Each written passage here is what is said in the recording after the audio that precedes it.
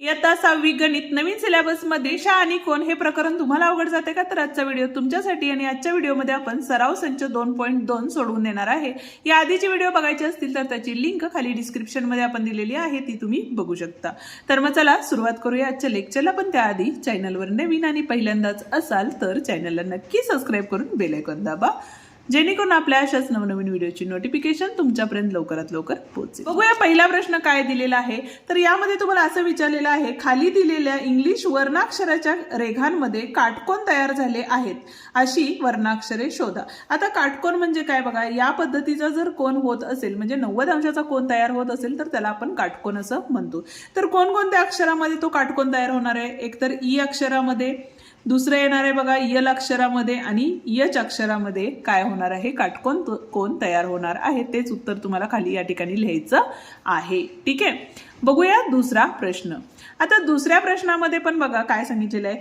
तर आता हे कोन आणि कोणाचे प्रकार आपण कालच्या व्हिडिओमध्ये बघितलेले आहेत। जर ते तुम्ही बघितला नसाल तर तो व्हिडिओ नक्की बघा, जेणेकरून हा प्रश्न तुम्हाला अत्यंत लवकर समजून जाईल। ठीक आहे, पहिला जो कोन आहे तो 40 अंशाचा दिलाय। 40 अंशाचा कोन म्हणजे 90 पेक्षा छोटा आणि 0 अंशापेक्षा मोठा, त्याला आपण काय म्हणतो? तर लघु कोन असं म्हणतो। बरोबर आहे, म्हणजे पहिला दिलेला कोन हे काय आहे? लघु कोन आहे। दुसरा दिलेला कोन हा काय आहे बघा, तर शून्य कोन असं आपण त्याला म्हणतो।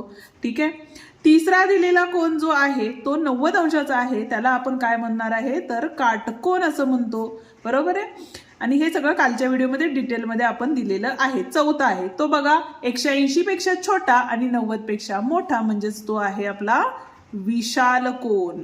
ठीक आहे, आणि त्याच पद्धतीनं 180चा कोन आहे त्याला आपण सरळ कोन म्हणतो। आणि या सर्वांना नावं अशी का दिलेली आहेत हे सुद्धा आपण कालच्या व्हिडिओमध्ये डिटेलमध्ये सांगितलेलं आहे। ज्यांनी कुणी बघितलं नसेल त्यांनी एकदा बघून घ्या। आता तुम्ही मला सांगा 245 अंश हा कोन कोणत्या प्रकारात मोडतो? ठीक आहे, कमेंट नक्की करा।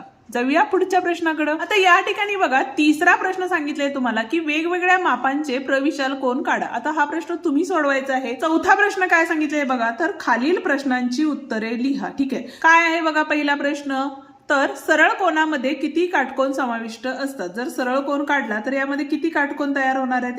एक हा, म्हणजे किती कोन काटकोन तयार होणार आहेत? या ठिकाणी 2 काटकोन तयार होणार आहेत। ठीक आहे, आता दुसरा प्रश्न काय आहे बघा, तर हाताच्या 2 लगतच्या बोटामध्ये कोणत्या प्रकारचा कोन होतो? याचं उत्तर तुम्ही मला कमेंटमध्ये नक्की टाका। तिसरा प्रश्न काय आहे बघा, तर घड्याळात 12 वाजले असता तास काटा व मिनिट काटा यांच्यामध्ये कोणत्या प्रकारचा कोन होतो? 12 वाजले असता दोन्ही काटे एकमेकांवरती येणार आहेत, त्यामुळं कोन कुठला असणार आहे या ठिकाणी?